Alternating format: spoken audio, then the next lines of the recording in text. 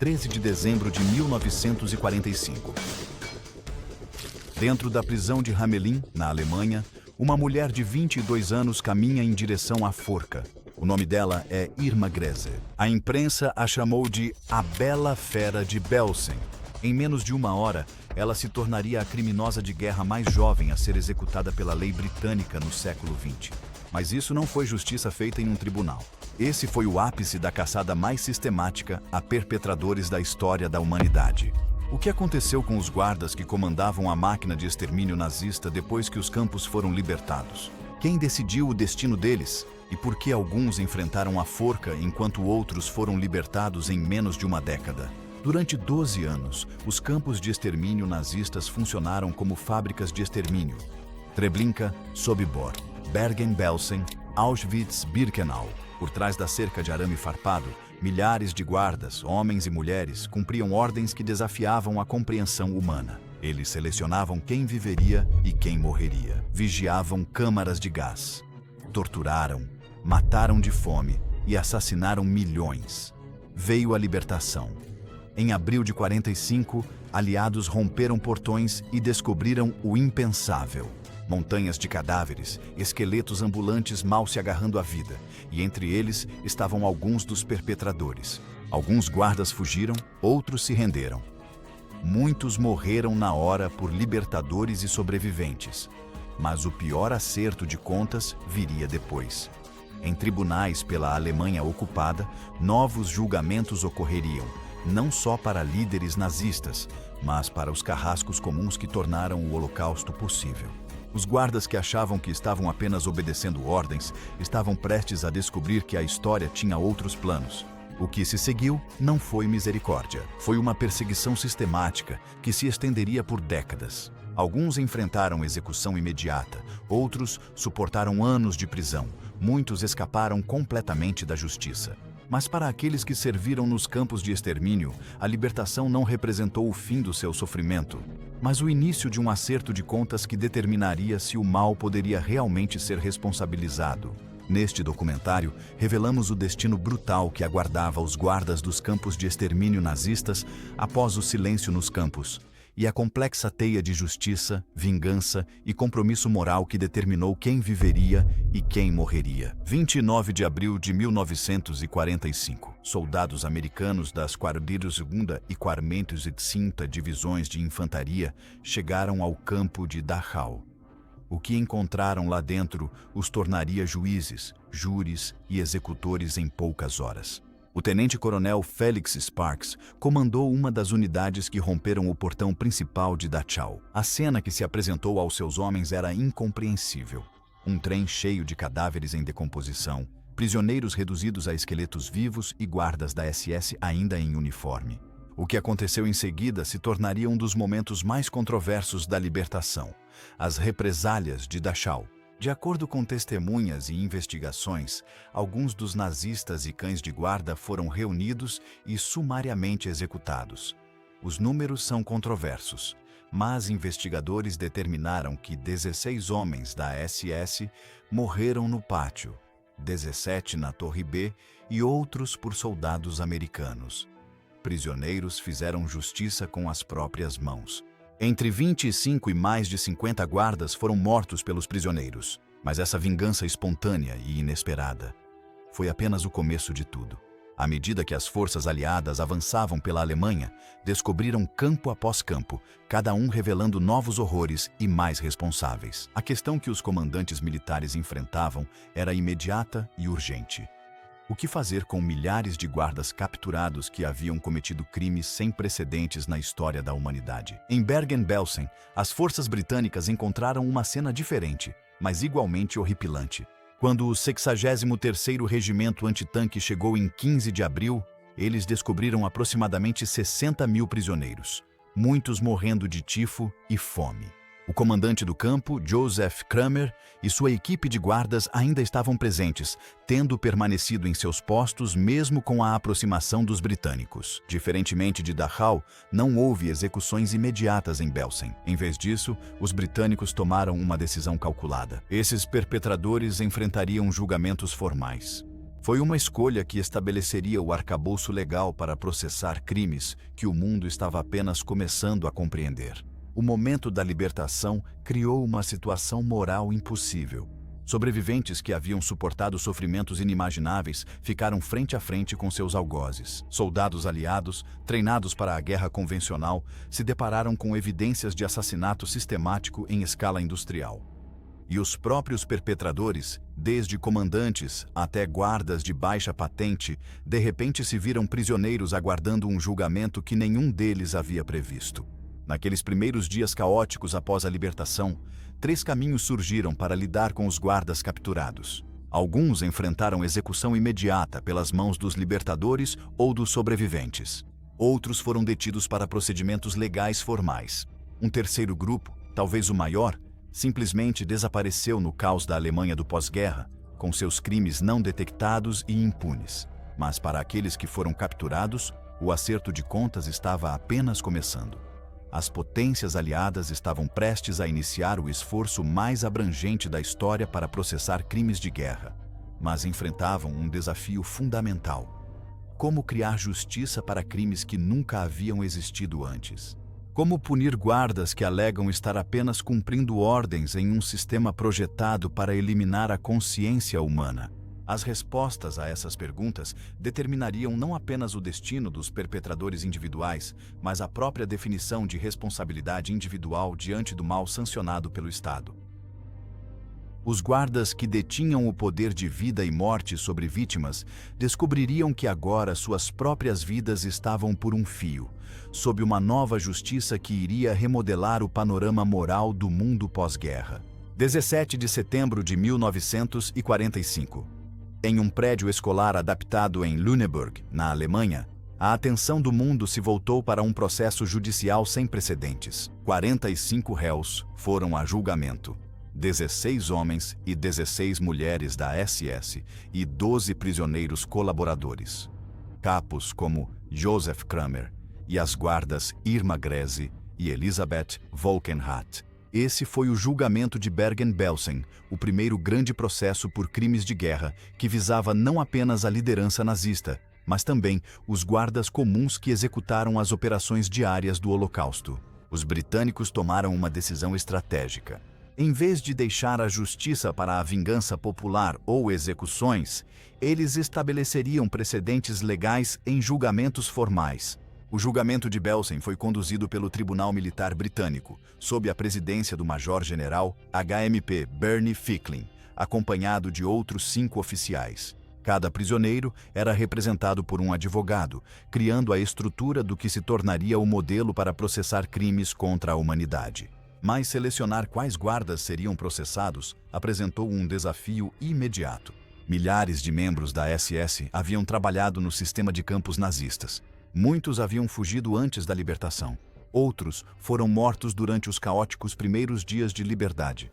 A promotoria teve que construir casos contra aqueles que conseguiram capturar, usando o testemunho de sobreviventes, provas documentais e o depoimento de outros perpetradores. Os réus no julgamento de Belsen representavam um recorte da hierarquia do campo. Josef Kramer, conhecido como a Fera de Belsen, havia comandado tanto Auschwitz-Birkenau quanto Bergen-Belsen. Sob sua autoridade serviam guardas como Irma Grese, uma jovem de 22 anos que havia se voluntariado para trabalhar no campo e ascendido ao cargo de supervisora-chefe feminina. Elisabeth Volkenrath, outra ré, havia passado de trabalhadora não qualificada antes de se tornar guarda a supervisora-chefe feminina tanto em Auschwitz quanto em Bergen-Belsen.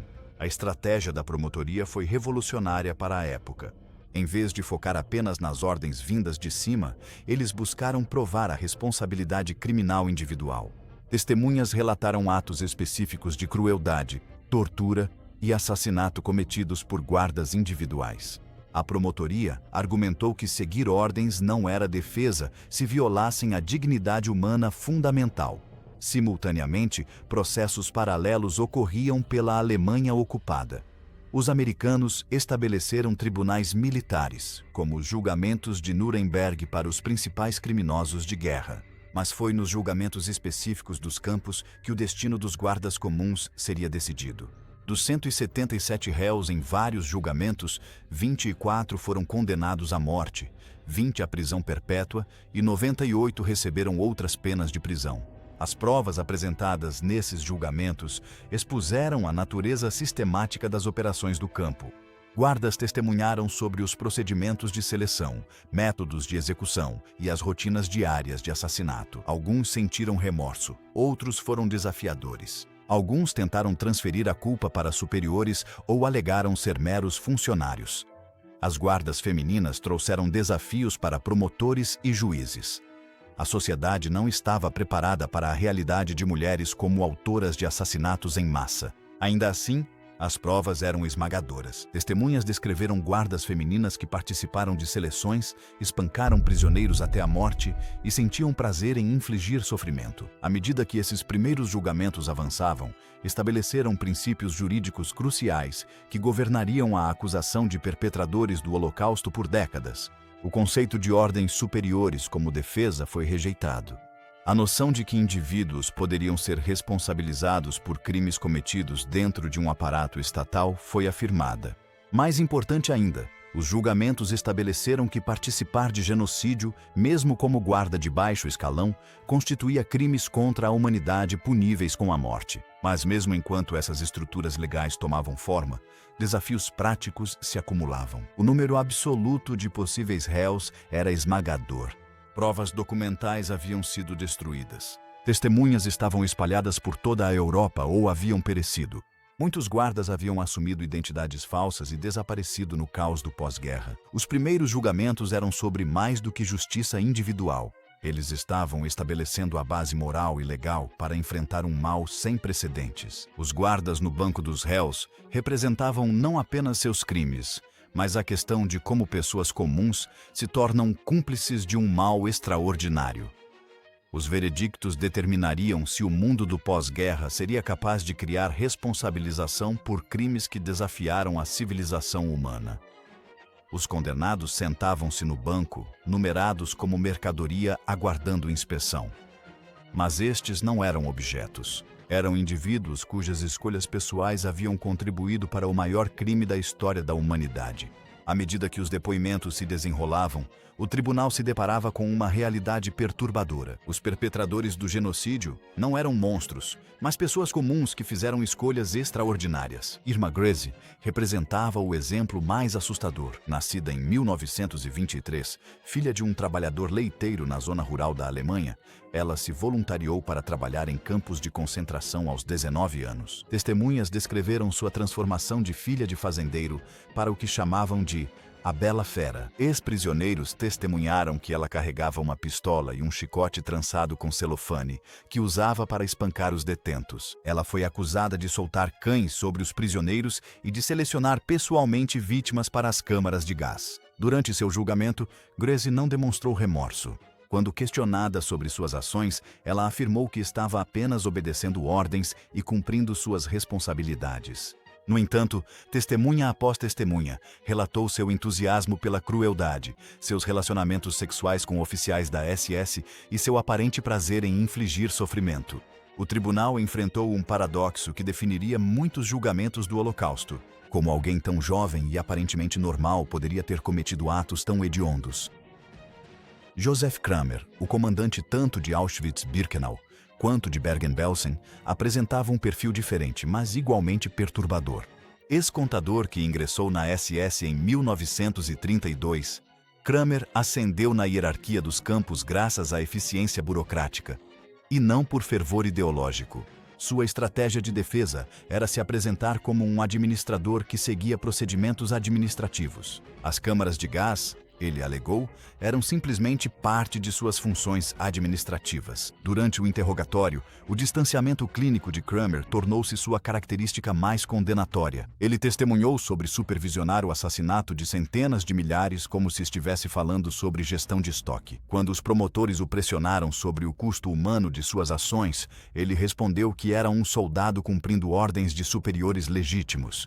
O caso de Elisabeth Volkenrath ilustrou outro padrão perturbador: a rápida ascensão de mulheres comuns a posições de autoridade letal. Trabalhadora não qualificada antes de se tornar guarda, ela chegou a ser supervisora-chefe feminina, tanto em Auschwitz quanto em Bergen-Belsen. Testemunhas relataram que ela participou de seleções, supervisionou execuções e mantinha a disciplina por meio do terror. Sua defesa se concentrou na necessidade e na sobrevivência. Ela alegou que recusar ordens significaria sua própria morte e que suas ações eram motivadas pelo medo, não pela maldade. No entanto, depoimentos revelaram que ela se voluntariou para funções adicionais, solicitou transferências para tarefas mais brutais e parecia sentir satisfação com seu poder sobre a vida e a morte. O julgamento revelou a complexa psicologia da perpetração. Algumas guardas, como Greze, pareciam ter abraçado seus papéis com entusiasmo. Já alguns réus masculinos disseram cumprir ordens, apesar de expressarem dúvidas. Alguns testemunharam que tentaram ajudar prisioneiros, embora tais alegações fossem desmentidas por depoimentos de testemunhas. A estratégia da acusação era desmascarar as tentativas dos réus de se apresentarem como participantes involuntários de um sistema fora de seu controle. Por meio de depoimentos, eles mostraram que guardas tomaram decisões como voluntariar-se ao campo, pedir promoções, exceder ordens e infligir sofrimento. Os advogados tinham uma tarefa impossível. Seus clientes eram culpados de crimes que desafiavam categorias jurídicas. As provas eram esmagadoras, mas precisavam oferecer defesa enquanto o mundo assistia, esperando justiça por crimes sem precedentes. À medida que testemunha após testemunha relatava atos específicos de crueldade, tortura e assassinato, o tribunal se deparava com uma questão fundamental sobre a natureza humana. Seriam esses indivíduos aberrações, psicopatas que encontraram um meio de extravasar tendências sádicas pré-existentes? Ou seriam pessoas comuns que foram transformadas por um sistema projetado para eliminar restrições morais? A resposta que emergia dos depoimentos era mais perturbadora do que qualquer uma das alternativas.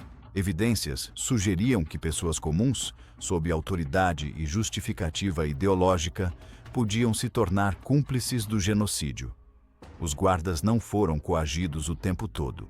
Eles se adaptaram, participaram e, em muitos casos, excederam as ordens recebidas. Essa constatação trazia implicações profundas para os veredictos que viriam a seguir. Se esses indivíduos eram pessoas comuns que se tornaram assassinos, então sua punição serviria não apenas como justiça individual, mas também como um alerta sobre a capacidade para o mal que existe dentro de seres humanos normais sob circunstâncias extremas. O tribunal ia proferir julgamentos que determinariam o destino dos acusados e a mensagem moral que o mundo do pós-guerra enviaria sobre a responsabilidade individual sob assassinatos estatais. 17 de novembro de 1945. Após 2 meses de depoimentos, o Tribunal Militar Britânico se preparava para anunciar os veredictos no julgamento de Bergen-Belsen. O tribunal ouviu evidências de crimes que desafiaram os marcos legais existentes, cometidos por indivíduos cujas motivações variavam de fervor ideológico a conformidade burocrática e prazer sádico. 30 réus foram considerados culpados de pelo menos uma acusação em Belsen e/ou Auschwitz. 14 foram absolvidos. O tribunal acabou por impor 11 sentenças de morte. Os vereditos refletiram uma consideração cuidadosa da culpa individual, em vez de punição coletiva. Joseph Kramer recebeu a pena de morte. Apesar de suas tentativas de se apresentar como um mero administrador, o tribunal concluiu que seu papel como comandante o tornava diretamente responsável pela morte de milhares de pessoas. As evidências mostraram que ele não apenas seguiu ordens, mas as implementou com uma eficiência burocrática que facilitou o assassinato em massa. Irma Greze também recebeu a sentença de morte, tornando-se a pessoa mais jovem condenada à morte pela lei britânica no século XX, aos 22 anos de idade. O tribunal rejeitou sua defesa de que apenas cumpria ordens, determinando que suas ações consistentemente ultrapassaram qualquer instrução militar legítima. Testemunhas relataram sua participação pessoal em seleções, o uso de violência para satisfação própria e seu aparente prazer em infligir sofrimento. Elisabeth Volkenrath juntou-se a Greze e Kramer no corredor da morte. O tribunal determinou que seu papel como supervisora-chefe feminina, aliado ao testemunho de testemunhas sobre sua participação pessoal em assassinatos, justificava a pena máxima. Ela foi descrita como condenada à morte em 1945 por seus crimes em Auschwitz e Bergen-Belsen. As sentenças de morte restantes foram destinadas a outros guardas por ações individuais consideradas crimes contra a humanidade. O tribunal também aplicou 19 penas de prisão, variando de 1 ano à prisão perpétua. As sentenças refletiram a tentativa de calibrar a punição pela culpa individual, evitando justiça generalizada. As 14 absolvições foram talvez igualmente significativas. O tribunal concluiu que alguns réus, embora presentes nos campos, não haviam participado diretamente de assassinatos ou torturas. Esses veredictos estabeleceram um precedente importante. A mera presença em um campo de concentração não era suficiente para a condenação. Atos criminosos individuais precisavam ser comprovados. Mas os veredictos foram o começo do fim para os condenados. O dia 13 de dezembro de 1945 foi o dia das execuções. O enforcamento ocorreu em sigilo, para evitar tentativas de fuga ou resgate de última hora. Irma Grese caminhou até a forca na prisão de Hameln vestindo um simples vestido preto. De acordo com relatos de testemunhas, ela manteve a compostura até o fim, sem demonstrar remorso por suas ações. Suas palavras finais teriam incluído uma declaração desafiadora de que apenas cumprira seu dever. Ela foi executada na prisão de Hameln, em 13 de dezembro de 1945. Joseph Kramer teve o mesmo destino no mesmo dia. O homem que supervisionou o assassinato de centenas de milhares foi executado com a mesma eficiência clínica que caracterizou sua própria administração da morte. Suas declarações finais focaram em seu juramento militar e em sua alegação de que apenas seguira ordens legítimas. Elisabeth Volkenrath e os outros guardas condenados foram executados junto com Kramer e Grese. As execuções foram realizadas por experientes carrascos britânicos, que garantiram que a morte fosse rápida e eficiente. Os corpos foram enterrados em covas anônimas, dentro dos terrenos da prisão. As execuções enviaram uma mensagem clara aos outros perpetradores, que ainda não haviam sido capturados. A participação individual no genocídio seria punida com a pena máxima, independentemente de alegações sobre ordens superiores. No entanto, mesmo com a justiça sendo aplicada a esses 11 indivíduos, milhares de outros perpetradores continuaram foragidos. O julgamento de Bergen-Belsen foi apenas o primeiro de muitos processos que se estenderiam por décadas. Outros tribunais estavam simultaneamente julgando diferentes grupos de réus, cada um contribuindo para a compreensão em evolução de como processar crimes contra a humanidade. O imediato pós-execuções revelou a complexidade da justiça no pós-guerra. Alguns observadores elogiaram a rápida administração da justiça para crimes sem precedentes.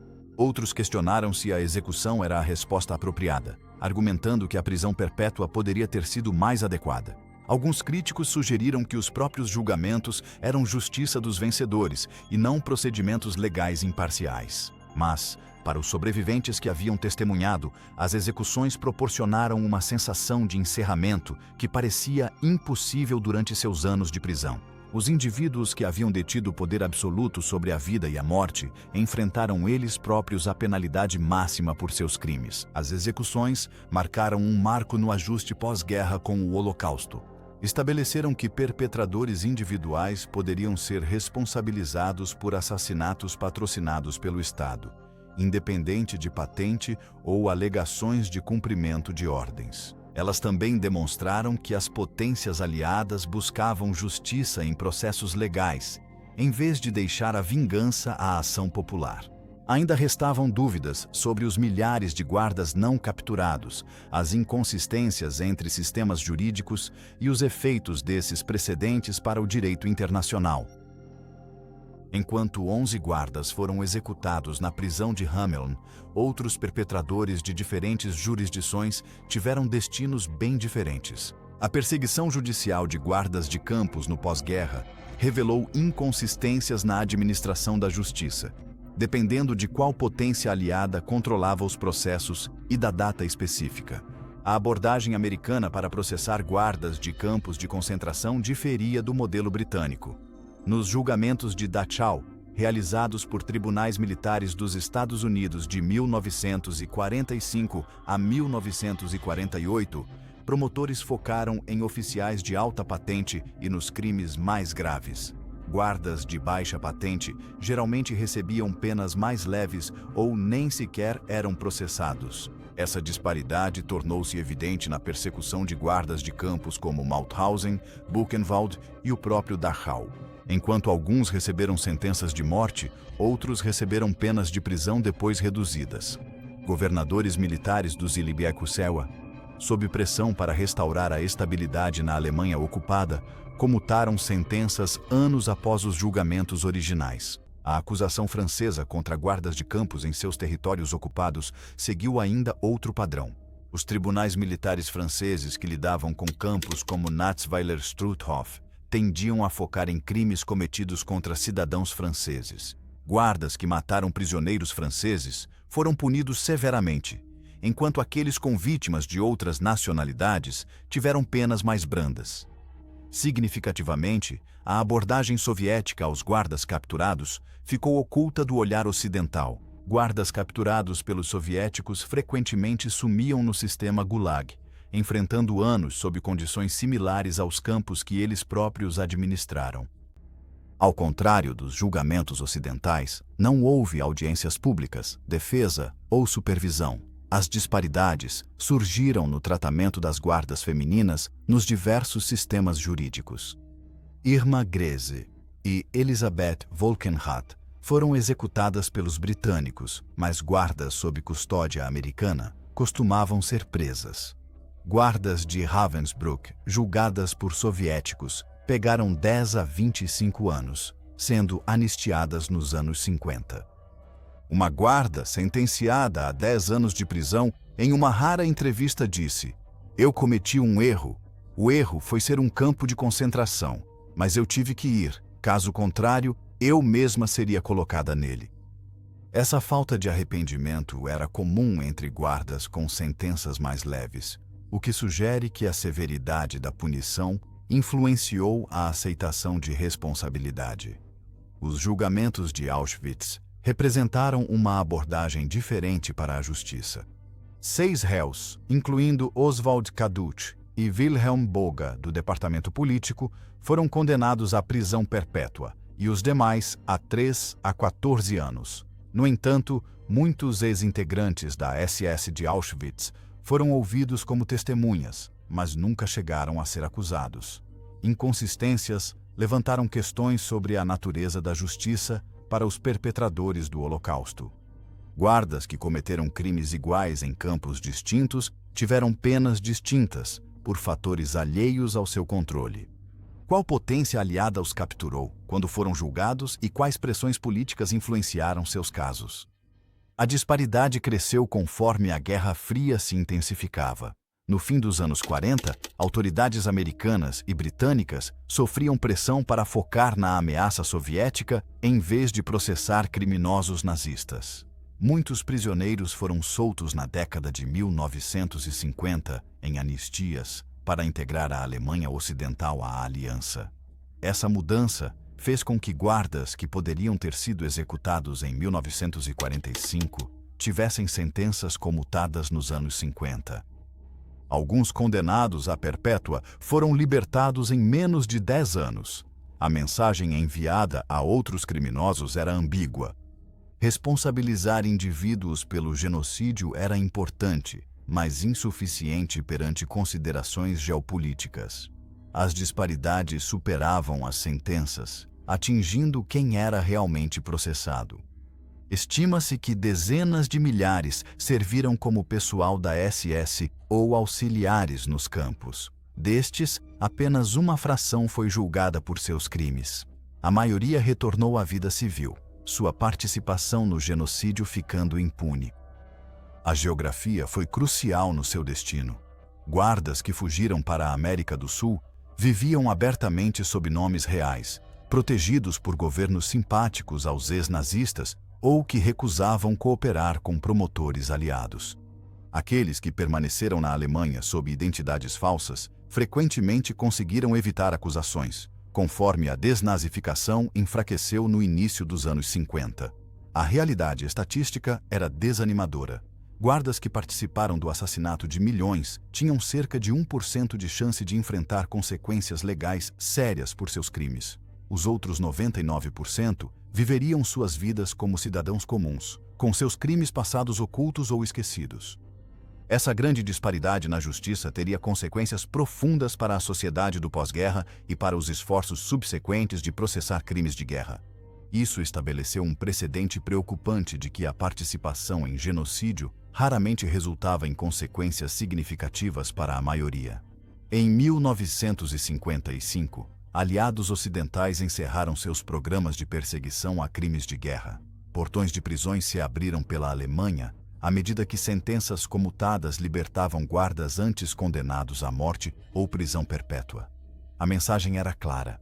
O capítulo da punição aos perpetradores do Holocausto estava se fechando. Encerrava-se. Para um grupo de promotores e investigadores, a caçada estava apenas começando. A justiça mudou drasticamente na década após a libertação. Prioridades da Guerra Fria superaram a punição de crimes de guerra na política americana e britânica. Criar a Alemanha Ocidental exigiu integrar ex-nazistas à nova democracia, incluindo ex-guardas de campos de concentração. Contudo, provas de crimes impunes ainda surgiam. Em 1958, criou-se o Escritório Central de Investigação de Crimes do Nacionalsocialismo, em Ludwigsburg.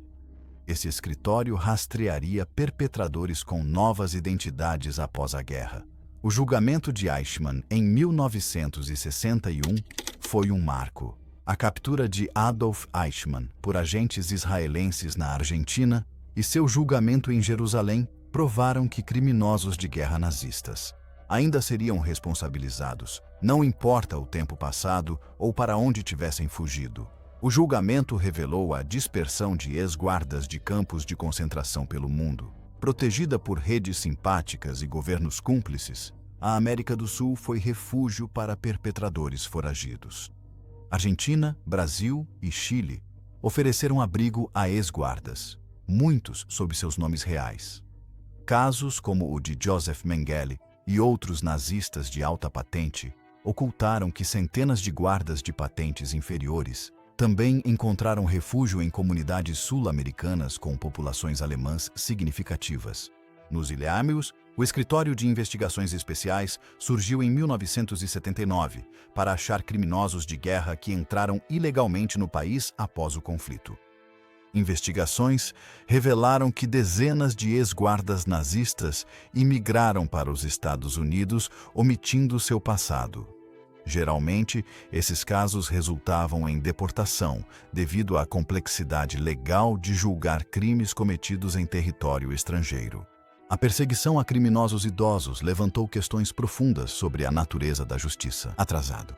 Nos anos 80, a maioria dos ex-guardas eram idosos que passaram décadas como cidadãos comuns. Eles constituíram família, carreiras e se integraram às comunidades. Vizinhos, colegas e seus filhos desconheciam seu passado durante a guerra. O caso de John Demjanjuk ilustrou as possibilidades e limitações da acusação tardia. Acusado de ser Ivan o Terrível, guarda no campo de Treblinka, Demjanjuk foi extraditado para Israel e condenado à morte.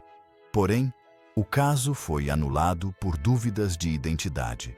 Depois, foi deportado para a Alemanha e condenado em 2011 por cumplicidade em Sobibor, morrendo antes do recurso. As guardas femininas foram difíceis de localizar. Muitas casaram-se após a guerra e mudaram de nome, dificultando a identificação sem documentação. Aquelas localizadas enfrentam tratamento diferente de seus colegas. Várias guardas viviam discretas em diversos países, mas foram consideradas idosas ou debilitadas demais para o processo. A passagem do tempo criou desafios práticos que iam além das complexidades legais.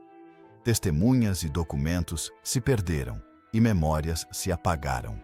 Na década de 90, as agências de acusação enfrentaram a realidade de que muitos réus tinham entre 80 e 90 anos. questionando a ética de processar idosos por crimes de décadas atrás. Ainda assim, alguns casos continuaram a surgir. Em 2015, promotores alemães condenaram Oskar Gröning, de Auschwitz, apesar de sua idade avançada. Sua condenação provou que cargos administrativos no sistema dos campos poderiam resultar em processos judiciais. Como cúmplice de assassinato, Gröning morreu antes de cumprir sua sentença. Seu julgamento mostrou que a responsabilização ainda era possível, mesmo 7 décadas depois. As estatísticas eram desanimadoras. Dos centenas de milhares que serviram no sistema nazista, menos de 2% foram legalmente responsabilizados. A grande maioria viveu a vida inteira sem jamais responder por sua participação no genocídio. Alguns morreram pacificamente em suas camas, cercados por famílias que nunca souberam sobre seu passado. Outros levaram seus segredos para o túmulo, deixando para trás apenas evidências fragmentadas de seus crimes. A impunidade dos perpetradores estendia-se para além de casos individuais, alcançando questões sobre a justiça e a memória. O que significava para a sociedade que participar de um genocídio trouxesse tão pouco risco prático de punição? Como sua fuga afetou a fé dos sobreviventes na justiça? Essas perguntas tornaram-se mais urgentes enquanto a última geração de sobreviventes do Holocausto começa a falecer. Sem testemunhas diretas, a busca por perpetradores idosos ganhou simbolismo além de casos individuais. Cada processo afirmava que certos crimes são hediondos demais para prazos de prescrição e fronteiras jurisdicionais. No entanto, a realidade permanecia. A maioria dos guardas dos campos evadiu a justiça. Eles retornaram à vida civil, construíram novas identidades e morreram como cidadãos comuns. Sua fuga levantou questões fundamentais sobre a eficácia da justiça pós-guerra e os desafios de processar crimes cometidos em sistemas totalitários. 13 de dezembro de 2045. 100 anos exatamente após Irma Grese caminhar até a forca na prisão de Hameln, o último guarda de campo de concentração conhecido morreu pacificamente em um asilo na América do Sul. Ele tinha 102 anos de idade. Sua família o conhecia como um avô quieto que falava pouco sobre a guerra. Seus vizinhos o lembravam como um homem prestativo, que mantinha um jardim bem cuidado e alimentava gatos de rua. Eles nunca souberam. Ele fora guarda no campo de Treblinka, observando a chegada de trens com carga humana para as câmaras de gás. Sua morte pacífica encerrou uma era, não apenas de perpetradores, mas da complexidade moral da justiça do pós-guerra. A caçada aos criminosos de guerra nazistas, que começou com execuções sumárias em campos libertados, evoluiu para o esforço mais duradouro da história humana para processar crimes contra a humanidade. No entanto, seu legado final permanece profundamente ambíguo. Os números contam uma história dura. Menos de 1.000 criminosos de guerra foram executados ou receberam prisão perpétua. A maioria, mais de 99%, viveu o resto de suas vidas sem enfrentar consequências significativas por participar do genocídio. Essa realidade estatística levanta questões desconfortáveis sobre a natureza da justiça após atrocidades em massa. O acerto de contas com os perpetradores do Holocausto no pós-guerra foi um sucesso porque estabeleceu precedentes legais para o julgamento de crimes contra a humanidade? Ou fracassou ao permitir que muitos perpetradores escaparem da responsabilização? O caso de Irma Grese, executada aos 22 anos por crimes cometidos ainda jovem, contrasta com guardas que receberam sentenças leves ou sequer foram processados. Sua execução atendeu às demandas por justiça e reforçou a responsabilidade individual, mas expôs a arbitrariedade de quem enfrentou as consequências ou as evitou. A geografia da justiça decidiu o destino de milhares de perpetradores. Guardas capturados pelos britânicos enfrentaram tribunais militares consistentes. Aqueles capturados pelos americanos foram julgados sob prioridades da Guerra Fria. Fugitivos na América do Sul muitas vezes viveram abertamente sob nomes reais, protegidos por governos e expatriados alemães. Mais significativamente, a perseguição aos guardas dos campos revelou limites dos sistemas jurídicos para crimes convencionais ao enfrentar o mal sistemático. Os conceitos de ordens superiores, coação e culpa individual ganharam novos significados quando aplicados a participantes de uma máquina de matar industrial. Os tribunais lutaram para calibrar punições para crimes que não tinham precedente histórico e talvez não tenham paralelo futuro. As guardas femininas apresentaram desafios particulares que refletiram pressupostos sociais sobre a capacidade das mulheres para o mal. Irma Grese tornou-se um símbolo da maldade feminina, enquanto outras eram vistas como vítimas das circunstâncias ou da influência masculina. Essa abordagem de gênero obscureceu a realidade de que mulheres fizeram escolhas individuais para participar do genocídio, assim como os homens. As consequências dessa inconsistência processual se estenderam além dos casos individuais, alcançando questões amplas sobre dissuasão e prevenção. Se a participação em genocídio acarretava apenas um risco mínimo de punição, que mensagem isso transmitia a potenciais perpetradores em conflitos futuros? Os genocídios em Ruanda, Bósnia e outros locais sugerem que os precedentes do pós-guerra podem ter sido insuficientes para deter crimes semelhantes. No entanto, a busca por perpetradores idosos até o século XXI também demonstrou o poder duradouro da responsabilidade moral. Casos como John Demjanjuk e Oscar Groening mostram que crimes transcendem limitações de tempo e jurisdição. Seus processos afirmaram que a participação em genocídio acarreta consequências para toda a vida, mesmo se adiadas por décadas. A história dos guardas dos campos nazistas após a libertação revela muito sobre as sociedades do pós-guerra e da guerra.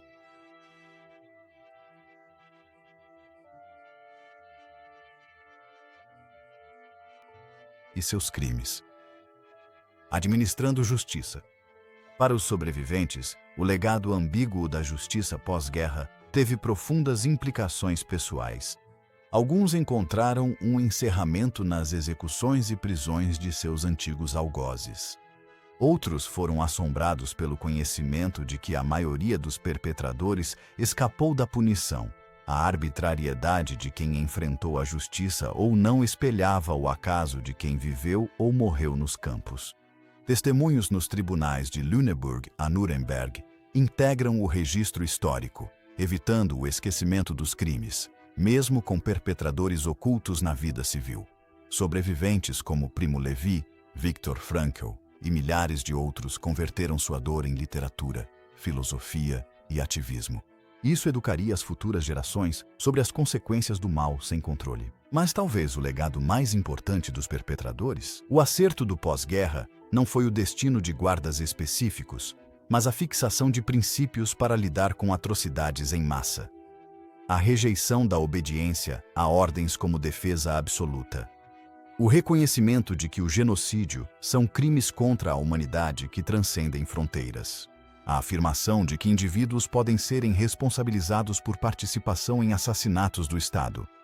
Esses princípios orientariam a criação dos tribunais criminais internacionais para a Iugoslávia e Ruanda, o estabelecimento do Tribunal Penal Internacional e os esforços contínuos para processar crimes de guerra e crimes contra a humanidade ao redor do mundo. Falhas e inconsistências da justiça pós-guerra ensinaram a importância de ação rápida, padrões consistentes e compromisso político constante com a responsabilização. Os guardas que escaparam da punição carregaram seus segredos por décadas de vida comum. Alguns sentiram culpa ou remorso nunca expressos. Outros, como a guarda que insistiu em entrevista não ter errado, mantiveram suas justificativas. Poucos confessaram a familiares no leito de morte, deixando parentes traumatizados ao conciliar a pessoa que conheciam com os crimes cometidos. Os filhos e netos, tanto de sobreviventes quanto de perpetradores, herdaram a complexidade moral dessa história. Alguns descendentes de guardas descobriram o passado sombrio de suas famílias por meio de pesquisas históricas ou processos judiciais. Outros suspeitavam, mas nunca confirmaram, as atividades de seus parentes durante a guerra. Essa transmissão intergeracional de trauma e culpa tornou-se outra dimensão do impacto duradouro do Holocausto. À medida que os últimos sobreviventes e perpetradores faleciam, a responsabilidade de preservar a memória e garantir a responsabilização passou para historiadores, educadores e instituições jurídicas. Museus como o Memorial do Holocausto do Zilharcinuniwa e o Yad Vashem são repositórios de artefatos históricos e de lições sobre a indiferença ao mal. O debate sobre o julgamento de criminosos de guerra idosos persistiu. Críticos argumentavam que processar nonagenários era apenas justiça simbólica. Defensores alegavam que certos crimes são tão graves que superam limites punitivos normais. As últimas ações judiciais na Alemanha nos anos 2010 foram um esforço final para reafirmar que participar de genocídio gera consequências vitalícias. Hoje, as evidências físicas dos campos permanecem como monumentos aos crimes e à justiça. Os barracões preservados em Bergen-Belsen, os portões restaurados em Dachau e as câmaras em Auschwitz-Birkenau servem como lembretes do que ocorre quando pessoas comuns se tornam cúmplices de um mal extraordinário. O destino dos guardas nazistas após a libertação revela duas histórias. A primeira é sobre as limitações da justiça diante de crimes que desafiam a civilização. Sistemas para crimes individuais tiveram dificuldades com o mal sistemático. Prioridades políticas muitas vezes se sobrepuseram à moral. Acasos geográficos determinaram quem enfrentou a responsabilização e quem escapou. A segunda história é sobre o poder duradouro da responsabilidade moral. Apesar das inconsistências, atrasos e fracassos, o esforço pós-guerra para processar os guardas dos campos estabeleceu precedentes que continuam a moldar a justiça internacional até hoje. Afirmou que indivíduos não podem escapar da responsabilização alegando que estavam apenas cumprindo ordens ou servindo ao seu país. Demonstrou que alguns crimes transcendem fronteiras nacionais e limitações normais à punição. Os guardas da prisão de Hamelin enfrentaram a pena máxima por genocídio. Suas execuções foram punições individuais e advertências coletivas. Mas os guardas que viveram pacificamente até a velhice, com crimes impunes, talvez tenham transmitido uma mensagem igualmente poderosa sobre os limites práticos da justiça após uma atrocidade em massa. O destino brutal de guardas dos campos de extermínio nazistas e a fuga de outros reflete a complexidade moral que desafia as sociedades que enfrentam o mal sistemático. A história deles nos lembra que a responsabilização pelos piores crimes exige não apenas estruturas legais, mas também vontade política contínua, recursos adequados e um compromisso inabalável com o princípio de que certos atos colocam seus autores além do alcance da misericórdia ou do perdão. No final das contas, a maior lição desta história não é o destino dos perpetradores, mas as escolhas que pessoas comuns fazem quando confrontadas com o mal sistemático. Os guardas voluntários nos campos, que foram além das ordens e sentiram prazer no sofrimento, começaram como cidadãos comuns que fizeram escolhas extraordinárias. Sua história alerta sobre a capacidade humana para o mal e lembra que proteger a dignidade exige vigilância constante contra forças destrutivas. O acerto de contas que se seguiu. A libertação, apesar de suas falhas, é um esforço humano necessário para afirmar que certos limites jamais devem ser ultrapassados e que quem os cruza deve enfrentar as consequências, mesmo que a justiça seja tardia. O último guarda de campo de extermínio nazista se foi, mas as questões sobre seus crimes e pela resposta social permanecem tão urgentes hoje quanto após a libertação. O preço do mal, ao que parece, não é apenas o que os perpetradores pagam, mas o que as sociedades sacrificam para garantir que a responsabilização continue possível, mesmo diante do horror. Se esta história te comoveu ou desafiou sua visão da Segunda Guerra, seria uma honra ter você em nossa comunidade crescente. Inscrever-se é uma forma de apoiar mais histórias impactantes, vozes esquecidas e verdades do passado.